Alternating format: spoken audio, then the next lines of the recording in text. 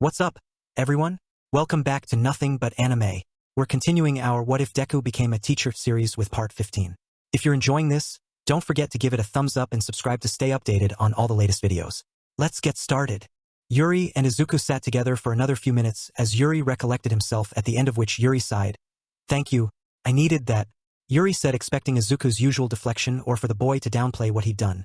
When Izuku remained uncharacteristically silent, Yuri glanced down at Izuku and saw he was covered in frost. "Midoriya. Izuku," Yuri called, growing more frantic when he didn't get any response from the boy, even as Yuri shook the slightly frozen boy. Panic immediately surged through Yuri as he realized how long Izuku might have been exposed to his ice. Yuri bellowed, knowing his voice would reach his right hand quickly enough as he focused on trying to separate Izuku from his body. Valentine had been inside and up to the booth in seconds. The man in question paused in his stride upon seeing Izuku. Yuri hurriedly explained, already working on slowly drawing his cold from inside of Izuku. Valentine nodded, setting his eyes onto the boy. Valentine assured, having run a quick check over Izuku with his quirk. Yuri exhaled a cloud of condensation as a massive weight was ripped from his shoulders. Yuri whispered. Yuri requested, and Valentine nodded, swiftly leaving and returning with a thick blanket he wrapped around Izuku. For the boy's part, his eyes fluttered as he groggily came back to consciousness. "Yuri," Izuku weakly called, trying to blindly search for him, and Yuri shushed him. "I am right here," Yuri told Izuku as Valentine kept the boy from reaching him. "I'm sleepy," Izuku muttered, slowly blinking. "I know, but you need to stay awake," Yuri replied, making sure he didn't absorb too much from Izuku too fast in case the boy would suffer from thermal shock. Izuku hummed back and his unfocused eyes landed on Valentine's. Izuku softly gasped. "Your eyes have hearts in them," Izuku exclaimed, pointing to the man's face, and unintentionally booped Valentine. Valentine remained very stone-faced as he replied, "Indeed." And because Izuku was loopy at the moment, the man's serious answer made him squeal. "That's amazing. Is it part of your quirk?" Izuku asked, his hand falling back to his lap. "Yes," Valentine answered, and Izuku practical had stars in his eyes. "What does your quirk do?" the boy asked, becoming giddy instead of sleepy. "My quirk allows me to see the vitals of anyone in my visual range," Valentine explained. "Oh, does that mean you can see my heartbeat right now?" Izuku inquired, one of his hands going over his heart, and Valentine nodded. "I can also see how much oxygen you're getting and if your brainwaves are normal," the man elaborated. Izuku's mouth opened before it closed, then opened again. "That must make being around a lot of people difficult," Izuku muttered, causing Valentine to freeze as the boy had hit the nail on the head. "You are correct. I am not a people person," Valentine admitted, and Izuku nodded empathically. "I'm not either, but a lot of people need me around, so I try my best," Izuku confessed in turn. "That is very mature of you," Valentine told the boy, only to freeze when Izuku suddenly grabbed onto the man's long hair. "Why's your hair so shiny?" Izuku asked, reminding both men he wasn't quite all there. And unfortunately for Izuku's dignity, it took him about an hour to get his head straight again, during which he had been incredibly fascinated with Valentine's hair. It wasn't even because of his obsession with quirks, as Valentine's hair had nothing to do with his quirk. It was just pretty in his post-hypothermia 13-year-old mind. The only saving grace during his recovery was that Maliki made some of the best burgers Izuku has ever had, and they had kept him from asking too many more embarrassing questions about Valentine's hair. "I think we can both agree that we should be careful to prevent this from happening again," Yuri commented, and Izuku's face flushed. But he nodded. "I'm sorry about this. I didn't think something like this would happen." Izuku groaned out, getting teary-eyed. "It is all right. It probably wouldn't have gotten that bad if I was in control of myself," Yuri responded, making a point of twirling one of Izuku's curls without it freezing over. Izuku nodded, filing away the knowledge that Yuri's body should be considered liquid nitrogen when the man was highly emotional, and while the result was undesirable. "I do appreciate what you were trying to do," Yuri assured, as it had been years since someone had been brave or foolish enough to attempt physical contact with him. Most were aware he could instantly freeze anyone well before they could. Thankfully, Izuku's face was already red, and he hoped his blush was camouflaged by it. It's no problem," the boy muttered, and it was probably sad that Yuri felt relieved that Izuku was well enough to downplay his actions. Yuri's gaze went down to his hands in his lap. "I know you have questions about my past, but I believe that it would best to explain another time when I've had time to prepare myself mentally," Yuri told Izuku. Izuku couldn't say he wasn't burning from the inside out from his curiosity without it being a complete lie. But Izuku had learned to have more tact in his years working the red light districts, and even if he didn't, Izuku knew better morally than to press an open wound when it wasn't needed. "Of course, you don't have to tell me anything like that unless you want to. Besides, it's almost time for me to start my rounds, so I should be going now anyway," Izuku said back, standing up and wondering where he should put the blanket after he folded it up. Yuri, however, felt uneasy about Izuku leaving so soon. I don't think you should push yourself. It would be best if you go home instead, Yuri suggested, only allowing himself to place a hand on Izuku's shoulder because of the blanket. While Izuku knew Yuri was only looking out for him, what he said struck the wrong chord for him personally. Yuri's concern, no matter how genuine, rang all too eerily similar to the pitiful words spat by people who falsely believed Izuku was made of glass because he was quirkless. Izuku easily ripped out the roots of resentment before it could even get the chance to build, calming himself with the chills making him feel tinglingly numb before he spoke. I'll be fine. I've done way more in much worse condition. I can handle a little shopping and I'll be sitting for most of my lessons, Izuku assured with the wave of a hand and already getting to work folding up the blanket. Yuri frowned at that. Izuku had been very tight-lipped about his life before he started teaching in the South Side, but what little Yuri could find, it painted a very bleak picture. However, that wasn't the important thing for him to focus on at the moment. I don't believe that would be wise. I really must insist you let one of my men escort you home, Yuri replied, his arms crossed. Izuku quickly got the feeling Yuri wasn't going to back down on this front, but he was not going to just leave his students high and dry just because he accidentally turned himself into a popsicle, so he'd have to find some kind of middle ground for them to get anywhere. Izuku brought his hands up into a T-shape. How about a compromise? I let one of your less conspicuous men accompany me the entire time, and you can drive me home yourself once I'm done. The boy offered, and Yuri mulled it over before he sighed. I suppose that would be acceptable. If you let them do the driving. Yuri relented, also understanding their current position. Knowing that would be the best deal he was going to bet, Izuku nodded. Yuri turned towards the balcony. He called. A younger guy much closer to Izuku's age than most would find comfortable nervously came up the stairs and over to the. This is. I want you to follow him to make sure nothing happens to him until I can pick him up later today. Yuri introduced the greenette. Izuku gave the boy a wave, not at all minding the other's fiendish looks.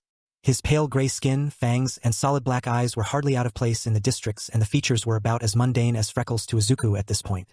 This is Ryunosuke, Yuri told Izuku. The other boy said uncertainly, and Izuku was delighted to hear how his voice cracked and echoed from just one word. Oh wow. Is your voice like that because of your quirk, Ryunosuke-san? Izuku asked, walking along with Ryunosuke to one of the cars outside under Yuri's watchful eye. Thankfully for Izuku, no one in the districts gave his chaperone any trouble once he told them a white lie of Ryunosuke just helping him out for some extra cash. Izuku had let others do it before, and Ryunosuke looked like someone who lives in the districts, so no one batted an eye at him. Ryunosuke dutifully followed Izuku and drove him around without much question. Izuku got to know the boy some but wasn't going to dig that deep when his questions started to raise Ryunosuke's hackles. He didn't blame Ryunosuke for it, since he wasn't thrilled to have a chaperone either because it felt like he was being babied. But Izuku knew better than to ditch Ryunosuke, since that would only end up with the kid being punished. Once he finished teaching, Izuku shot a text to Yuri and sent him his location, then sat with Ryunosuke waiting for Yuri to pick him up. Since they used one of the company vehicles to get around, he didn't have to worry about leaving his car in the bad parts of Japan.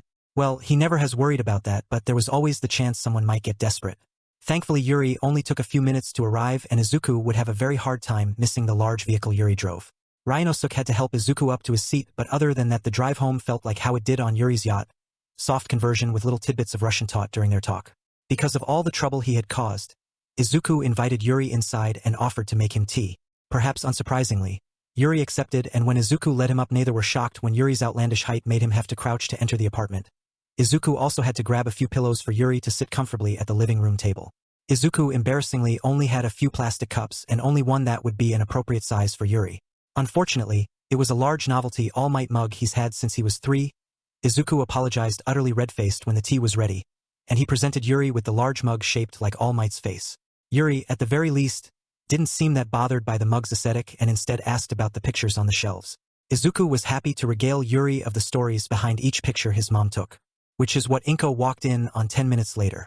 Having taken advantage of her massive amounts of overtime hours, Inko was able to go home on time and only made one detour to buy a nice little cake for the two of them to enjoy on her son's big day. But when she entered, Inko noticed the large expensive pair of shoes beside Izuku's red ones, and could hear the boy speaking to someone. Peeking into the living room, she saw her son animatedly talking in another language to a tall man in his mid-20s and drinking tea. Despite this being her home and having never met this man, Inko couldn't help feeling like she would be the one intruding on the comfortable atmosphere if she interrupted them, and she knew Izuku was comfortable if his hands were moving so freely as he spoke with the man. Inko was considering whether she should leave them to talk when the man's blue eyes caught hers, making her breath catch. "Mom," Izuku said, surprised. Then he turned to the wall clock. "But it's only 6. Why are you home so early, Mom? Did something happen at work?" Izuku questioned, jumping off the couch and looking up at her concerned. Inko briefly wondered why Izuku thought she was home early. But her confused mind quickly remembered the little white lie she told Izuku about her hours when he was younger, and no. Nishi said I've racked up too much overtime and she sent me home early. Inko quickly fibbed and Izuku didn't look fully convinced, but before Izuku could speak she asked, "Who's this Izuku?" Motioning to the man. Izuku's face became red, and he avoided her eyes, twiddling his thumbs. This is Yuri-san, he's my friend," Izuku timidly admitted. The man in question gave her a seated bow. "I apologize for intruding. You must be his mother, Inko-san, correct?" Yuri spoke softly. "Why yes. I'm pleased to meet you, Yuri-san," Inko hurriedly replied with a short bow that wouldn't hurt the cake. "I can assure you the pleasure is mine, Inko-san. Midoriya speaks very highly of you," Yuri said in turn, making both her and Izuku red. Izuku hissed before turning back to her. "I'm sorry for not telling you first, Mom. I didn't think you'd be home so soon." Izuku apologized bashfully, but Inko was quick to argue. No. Izuku, you can have friends over whenever you like." "I don't mind," she told him. "Would you like to stay for dinner, Yuri-san?" "I'm sure Izuku would enjoy the company," Inko offered. Yuri blinked before nodding. "I believe I can stay for a little while longer if you wish to host me," Yuri answered, and Inko beamed at him. "Perfect. I'll get started then. Will Katsudon be okay, Yuri-san?" Inko asked, receiving a soft smile in return. "Katsudon will be fine, Inko-san," Yuri replied. Inko escaped to the kitchen and set the cake aside and was going to grab an apron. "Mom," Izuku called, and Inko turned to see Izuku hugging the doorway and looking slightly troubled. Are you sure it's okay for Yuri-san to be here?" he asked, clearly concerned about her feelings. Inko looked away from him.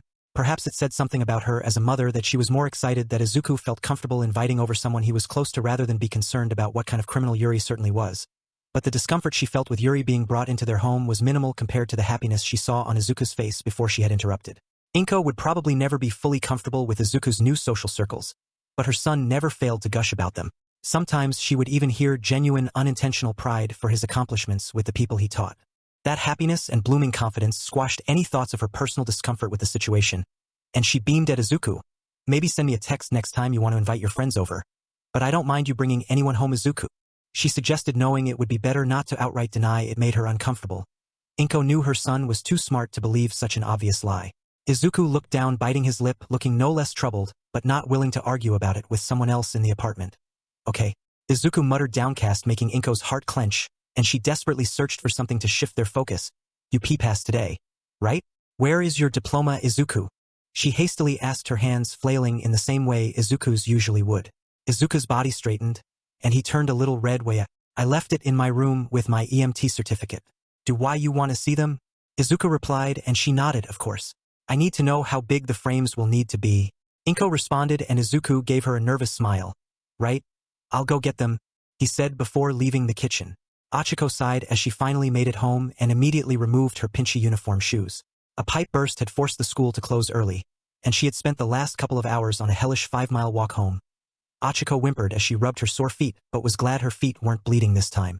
She probably could have called her parents to pick her up or taken a bus or something to get home, but she wasn't going to bother her parents or waste her pocket money on public transportation when she knew she could do the walk all by herself. Achiko went back to her room and collapsed on her futon for a few seconds. Having successfully caught her breath, Achiko sat up and dumped out her backpack to put away her school supplies and carefully set aside her homework for later. In between the papers, she found some notes with crude drawings of pigs and hamsters on them, along with insults and name-calling, typical of middle schoolers. Achiko could remember when things like this and how the other kids calling her greedy and stingy used to upset her so badly when she was younger. Now she simply tossed the notes in the trash, making sure they wouldn't be easily found by her parents. She knew the way she lived was more penny-pinching than frugal, and though it had taken time, Achiko toughened up enough to reassure herself she didn't have to explain her family's finances to anyone, much less to the girls who teased her for having a flip phone and only eating school lunches. Well, Achiko's penny-pinching was more her own choice rather than because of her parents. If she asked for it, Achiko knew her parents would spend what little money they had on her, but the thought alone sat like a stone in her stomach. Her family never had much money, and becoming a hero was going to be an expensive venture. Unfortunately, her parents never let that little slip up when she was a toddler go, and they were intent on helping her live that childhood dream. Heroism was still her dream job, but as she got older, she couldn't ignore the financial strain it was putting on both of her parents. The long hours of overtime that caused her parents to return well after when she had gone to bed, memories of eavesdropping on hushed conversions over what bills should be paid or left delinquent so they could save a little more for her future. When she was old enough to understand, Achiko had done her best to help them save money. It was pretty hard in the beginning, mainly because her parents could see right through her lies. She can embarrassingly remember how she lied about not liking blueberries anymore once, but she had gotten much better about it since all those years ago. She had picked up a job delivering newspapers when she was 10 under the guise of using it as a form of training, and that the job experience would make her application look better, and while that was a nice bonus, the real reason was that she wanted to use the money to secretly buy food and necessities. Perhaps she got it from her dad. But Achiko could easily do the ton of math needed to budget monthly expenses, and from those numbers calculate her daily needs, setting a plan into motion well before she got her job. Since she turned 10, Achiko would wake up at 4 a.m. to deliver newspapers, return in time to eat breakfast with her parents before catching a train to school, and she focused all her energy on learning until it was time to go home. Once she settled down at home, she'd get started on household chores like sweeping up and laundry before doing inventory, checking how much food, toiletries, and cleaning supplies they had, and popping over to the shop for anything that was needed before finishing her homework. By then she'd start cooking dinner for her parents and set their plates away so they could eat it when they got home. Achiko would also rinse some dishes so it would look like she ate a portion, but honestly if her parents weren't there, she always skipped dinner, only having 2 maybe 3 blueberry jelly pouches and a meal replacement shake before she got ready for bed. She was on the small side because of it, but she did not have an eating disorder. Achiko would never let herself fall into anything like that. She just couldn't afford something so costly. Her entire future relied heavily on becoming a hero, and an eating disorder would ruin that in an instant, much less would she waste money and food by not eating it. She had used a biology project when she was 9 to secretly learn how many calories she would need to keep up with her training without going underweight or collapsing, and ever since then her dinner was usually jelly pouches and meal replacement shakes. They were a decent tasting and cheap alternative. Thinking of food made her stomach growl, and Achiko bit her lip. She didn't have lunch since the pipe burst before lunch period, and Achiko debated whether or not to skip lunch just this once or to eat up some more of her jelly pouches and a shake. Skipping one meal wouldn't kill her, but it might throw off her training, so after running some numbers Achiko decided to have lunch. She went to the kitchen and grabbed a couple of blueberry jelly pouches and paired it with a vanilla shake. Achiko was going to head back to her room to do her homework and eat, but she noticed some papers left on the kitchen counter. Achiko didn't like it, but she had developed a nasty habit of snooping through her parents' papers to check the financial situation of the house. Looking through the papers she realized they weren't bills but her parents' paperwork, and that her parents must have left it by mistake. Achiko immediately panicked because she knew this kind of thing would cause major problems for her parents. She quickly gulped down her food and ran to her room to grab her school binder and her work shoes. She put on her shoes and placed the papers in her binder so they would be safe, then grabbed some of her money and rushed to the train station. Thankfully there was a train towards where her parents worked was in the station after a few minutes. The car didn't have any empty seats, so she would have to stand the whole ride, but these papers were important, so Achiko would just suck it up. She considered whether or not to call or text her parents to let them know she was on the way, but they might not answer if they were busy. Would mom or dad be free now? It's only just turned 1 p.m. so dad's probably on site, but would mom be in a meeting? I know business has picked up since they extended to building maintenance in addition to construction. Maybe I should Achiko's train of thought was interrupted by the train suddenly stopping. She almost fell back with a squeak and would have hit the floor and lost her binder if she wasn't holding onto a strap. Unfortunately, someone standing next to her wasn't as lucky, and they both fell to the ground when he crashed into her. "Oh my gosh, I'm so sorry." The green-haired boy quickly apologized and immediately got off of her. Achiko was a little dazed as she sat up, but she hadn't hit her head. "And no, it's fine, accidents happen," she told the boy, waving her hands placatingly before realizing she wasn't holding her binder. Frantically looking around, Achiko internally screamed when she saw the papers had fallen out of her binder along with her homework. Achiko rushed to pick up everything before it got lost or ruined.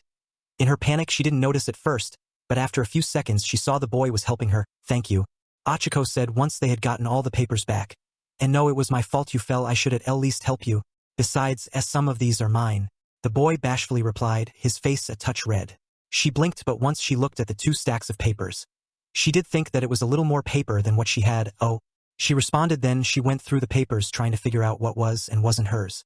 Most of it was, but there were a few pages packed full of odd characters that kind of looked like English, and she reasoned they belonged to the boy. "Here. I think these are yours, right?" the boy said, offering Achiko some papers, and she laughed awkwardly. "Why, yeah, and these are yours?" She guessed, getting a nod. "Yes, thank you," the boy replied, looking so relieved as he put his papers back in his messenger bag. Then the boy stood up and offered her his hand. "Thanks. Sorry about all of this, I'm Uraraka," Achiko said, letting him help her up and feeling it was only right to introduce herself after all of that trouble. The boy smiled, waving his hand dismissively. "It's all right. I should have been holding on to the strap better, but nice to meet you, Uraraka-san. I'm Izuku," he responded, introducing himself in turn.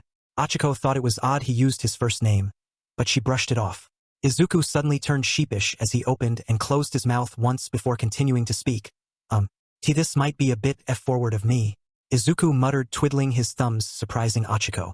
She had assumed Izuku would want to move on and maybe avoid her due to the awkwardness of the accident. But oh, one of your papers looked like a training schedule. Are you training to be a H-hero? Izuku asked, and Achiko felt her face heat up. Ah. Of all the things he had to see that? She mentally cried to herself, knowing there were a bunch of embarrassing doodles of hero costume ideas on all of the papers she made her training plans on. Why yeah, I've been dreaming of being a hero ever since I could remember, she confessed, her eyes going to her feet as she kicked the ground. That is so cool, you're going after your dream, Uraraka-san. I only saw a little, but you have some kind of gravity quirk, right? Izuku guessed, and she nodded. Yep. Achiko answered, perhaps a bit clipped, and Izuku beamed at her. That's incredible. With a quirk like that, you dominate any field of heroics you choose to enter. He praised her, flustering Achiko. Thanks, Izuku. But I don't think my quirk will be that beneficial, she mumbled, and Izuku looked at her funny. Of course it would. Uraraka-san, your quirk is a major game changer for any scenario, Izuku argued, and he even went on to point out multiple ways her quirk would be helpful regardless of the branch of heroics. Achiko couldn't help feeling embarrassed but grateful for it all. Her parents were very supportive of her dream. But it was different having a stranger lay it all out for her, made it just a little more real. Thank you, Izuku, she muttered, trying to hide her cheeks underneath her hands, and Izuku suddenly became red himself. Sorry, Uraraka-san. I'm a quirk nerd, so I tend to obsess over them. I know most people aren't comfortable with that. He apologized, rubbing the back of his neck, looking just as embarrassed. And no, Izuku, it's fine. I'm just not used to anyone other than my parents being so supportive, Achiko corrected, waving her hands defensively. It was kind of nice, actually. Do you think I could really do all of that? She questioned, and Izuku grinned sheepishly. Well, maybe not everything. I don't know the specifics of your quirk, so you might not be able to do all of that, Izuku admitted. However, Achiko was thoroughly interested in the ideas Izuku proposed. Either way, I definitely want to try to do all of it. Especially that thing you said about making things heavier, she commented. She had always focused on making things lighter and lighter. She had never even thought of making things heavy, but she did know her dad could, so she could probably do it too. That had prompted Izuku to talk with her about how to safely test things at home without doing much property damage, which Achiko was happy to listen to. They started chatting about heroes as well at some point, and she noticed Izuku would get this look on his face when certain heroes were mentioned. He outright frowned when she offhandedly mentioned Endeavor from that morning's villain attack. Despite the odd reactions, Achiko found the conversation overall pleasant. When they got to her stop, she was kind of sad they would have to part ways, but she had to get the papers to her parents. She was about to say goodbye to Izuku, but Achiko was surprised the boy followed her off the train. Izuku only looked a fraction as surprised as she was. I guess you're going to see your parents, Uraraka-san. Then I think we're both going the same way, Izuku commented, rubbing the back of his neck. Achiko blinked and was going to ask how he knew her parents before a thought occurred to her. Oh, does your family work with my parents, Izuku? Achiko asked, and Izuku chuckled awkwardly. Something like that, Uraraka-san, Izuku bashfully answered. Almost instantly Achiko understood all of Izuku's bashfulness. If his parents worked for her parents, then it would be reasonable to conclude that Izuku was afraid of upsetting her in case of some kind of backlash on his parents. God knows she had been terrified the few times she randomly encountered the kids of her parents' clients. Looking Izuku over, she thought he didn't look like anyone Achiko had met at the company parties over the years. He was pretty plain looking aside from the freckles and small bags under his eyes, but then again business had been picking up and her parents have hired more people. Maybe Izuku was related to one of the new hires. Achiko couldn't believe her luck. Sure, she's met other employees' kids and had a couple of sleepovers with them when her parents needed someone to babysit her, but she had never clicked with any of them like she had with Izuku. Sure, Achiko hadn't known the boy for long, but she could just tell the two of them were going to be good friends. Achiko beamed at him. Cool. Maybe we can get our parents to let us hang out sometime, she suggested. The idea of testing her quirk with Izuku made her so excited. Izuku gave her a bittersweet smile. Maybe? But I'm usually pretty busy, so we probably wouldn't be able to see each other often, Uraraka-san, Izuku explained to her, and Achiko, while disappointed, understood. She was pretty busy too with her training, and it would be super unfair of her to demand all of Izuku's time, just because it's been a while since she had a friend. That's okay, Izuku. We can trade phone numbers and still talk after school if we can't meet instead, Achiko replied with a clap of her hands. Izuku mulled it over before nodding. Guess that would be okay, Uraraka-san, he told her, and she playfully huffed. You don't have to worry about honorifics, Izuku. Just call me Achiko, she said, hoping he'd loosen up. She didn't want her new friend to feel on edge just because she was the boss's kid.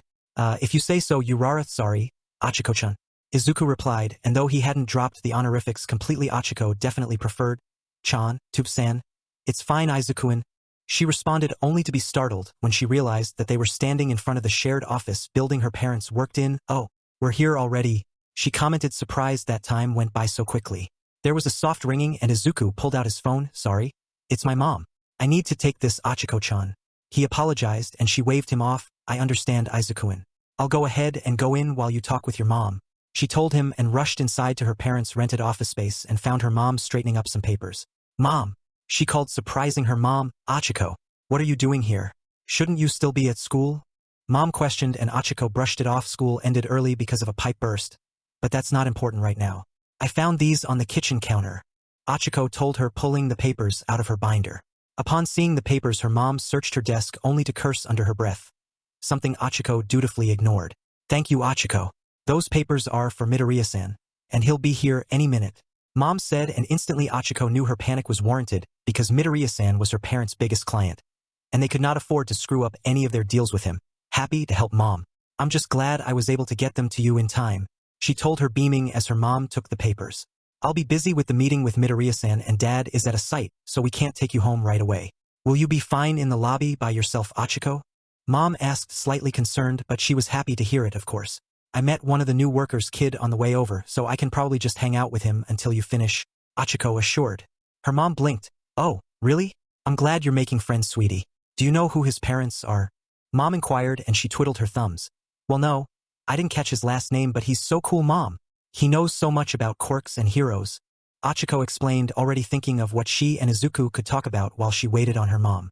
Her mom was about to say something, but the door to the office opened, and her friend Izuku entered. Achiko was momentarily confused about why he came up here, but shrugged it off as maybe he was here to pick up or drop off something for his parents like she just did. Well, that's what she thought until her mom said, welcome, Midoriya-san. And Achiko's jaw dropped.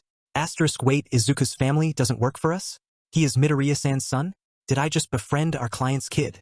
Achiko thought, mentally panicking she had accidentally befriended a rich kid. Izuku beamed up at her mom. Hello, Uraraka-san. Sorry for being late. I did ask for a meeting with such short notice, but I had to take a personal call. He responded and Achiko's brain was officially fried. Izuku is Midoriya-san? He's the multimillionaire that's been hiring Mom and Dad? She screeched in her mind, practically dead to the world, wondering how the hell she could mistake Midoriya-san for a 13-year-old. Does he have some kind of anti-aging quirk? Oh God. Was I annoying him? Did he feel uncomfortable with me trying to hang out with him? Oh God. What if he stops hiring my parents because I was so clingy? Achiko cried in her head as she started sweating profusely. It's no problem, Midoriya-san. You said it was an important matter, correct? Was there something wrong with the latest draft for the projects? I've got the blueprints here if you want to go over them together, Mom told him, but Izuku waved his hand dismissively. No, Uraraka-san. The blueprints were perfect. I wanted to ask you about something else. Izuku corrected, going to pull something out of his messenger bag. He pulled out some papers and offered them to her mom. I was wondering if you'd like to sign an exclusivity contract with me? He inquired, surprising both of them. What? Achiko's mom said, and Izuku's cheeks turned a bit red, and his eyes went down and to the side. Uraraka-san, your work has been impeccable, and I seriously doubt I would ever find any other company that would be so generous with me, Izuku told them, so I want to sign a contract saying that you're the only company I'll ever work with. You'll be free to work with others, of course. This contract is more about guaranteeing work for both of us, he explained as Mom shakily took the papers and started to look them over. If Achiko's jaw dropped before then, it hit the floor this time. Izuku, the secret multimillionaire, wanted to work with her parents exclusively? He wasn't going to stop hiring them because she was clingy earlier? Mom, still in shock, cleared her throat. If you're certain, Midoriya-san. I see no problem with signing this contract with you, she told Izuku, trying to return to her professional demeanor, and Izuku beamed at her. That's great, Uraraka-san. We can sign right away if you want. He replied before his eyes went wide. Oh right, there is something else I need to ask you. It's more of a personal matter, Izuku mentioned, and Achiko's stomach dropped. Izuku became very sheepish. Would it be alright if I trade numbers with your daughter? Achiko-chan offered to eat earlier, and my mom does want me to make more friends my age. But I wouldn't want to make you uncomfortable, he timidly asked. Achiko's mom looked between the two of them, baffled, before it dawned on her, and her mouth opened and closed. Well, no. I don't think there would be any problem with that, Midoriya-san. Mom answered passively, and Izuku nodded. He pulled out a notepad and wrote something down, then offered it to Achiko. Here's my number, Achiko-chan. Maybe we can talk more tonight. Izuku timidly offered, as if he was scared she'd turn him down. Honestly, Achiko was starting to feel faint from all the bombshells being dropped on her in rapid succession. Was Izuku really a child multimillionaire? And he wanted to be friends with her of all people? What was her life right now? Did she step into some kind of alternate dimension? In her shell-shocked state, she simply took the paper saying, sure, before rattling off her phone number. Izuku smiled as he added her contact to his phone. Gee, great. I'll talk to you later, Achiko-chan. I've got another meeting to go to or I'll be late, he cheerfully said before he rushed out of the office, leaving the two brunettes to stare at the door. Mom, did that just happen? Achiko asked, looking over to her mom. Unfortunately, she looked just as confused as she did. I think so, Achiko. Congratulations on your new friend, Mom pitifully offered her. And that's a wrap on part 15, folks. If you haven't seen the earlier parts yet, make sure to visit the playlist. A huge shout out to the author. Don't forget to show your support. I'll be back soon. Thanks for tuning in.